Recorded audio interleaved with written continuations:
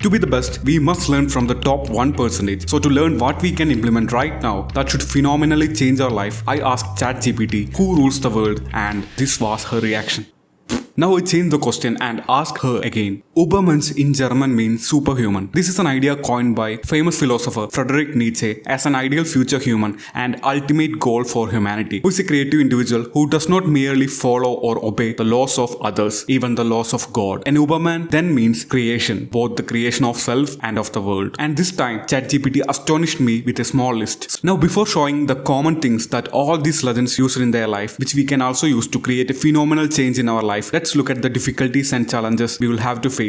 AI revolution is happening now. Most of these space level jobs are going to be taken over by AI, but that's not what concerns me. Research shows that we spend on average 2.5 hours per day on social media. Our time and attention is lost here. I'm also not immune to it. Most of us are not. I'm not against social media or AI. Now the algorithm have our data, what we like, where can our attention go, and our weaknesses. Now in a few years, with the help of AI and all those deep fake features, they are going to design the perfect content, the perfect influencer with the exact face, tone and body features you like, exactly tailored with our taste, and stimulate the hell out of our dopamine centers. Our attention is at risk. The meaninglessness, that dead feeling that we feel in our life, it's going to get worse. Until you make the unconscious conscious, it will direct your life and you will call it fate. Words of Carl Jung. So before implementing these two things, what I did was I wrote in my journal from morning to evening, what all am I doing? Where all am I wasting my life? I think James Clear have a similar exercise in Atomic Habits. What it does is it makes us conscious and become aware that we are wasting our time. So the first thing is a mindset and second thing is a mindset and action plan,